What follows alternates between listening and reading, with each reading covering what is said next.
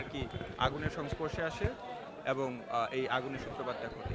তো প্রাথমিক অবস্থায় তারা চেষ্টা করছিল যেন এই আগুনটা বন্ধ হয়, কিন্তু তাদের টেকনিক্যাল জ্ঞানটা না থাকার কারণে তারা বের হয়ে যায় এবং যত সময় গড়িয়ে যায় ততই আগুনটা বাড়তে থাকে এবং পাশে থাকা যে 3টা সিলিন্ডার ছিল ওই সিলিন্ডারগুলোতে আগুন লাগে এবং ওই সিলিন্ডারগুলো বার্স্ট হয়ে যায়।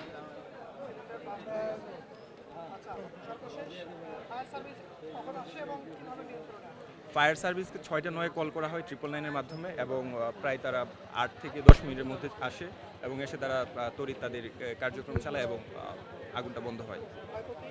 ক্ষয়ক্ষতি এমনিতে তেমন কোনো ধরনের ক্ষয়ক্ষতি হয় নাই। কিছু খাবার দাবার, কিছু ওই যে প্লাস্টিক কিছু পুড়ে যায় এবং এই পর্যন্তই, তেমন ক্ষয়ক্ষতি হয় না, বাট আগুনটা অনেক বড় ছিল। আপনি কি এই হলের ছাত্র? হ্যাঁ, আমি এই হলের 3য় বর্ষের একজন শিক্ষার্থী এবং হল সংসদের একজন সদস্য। এখানে এরকম একটা মানে আগুন লাগার বিষয়ে আপনি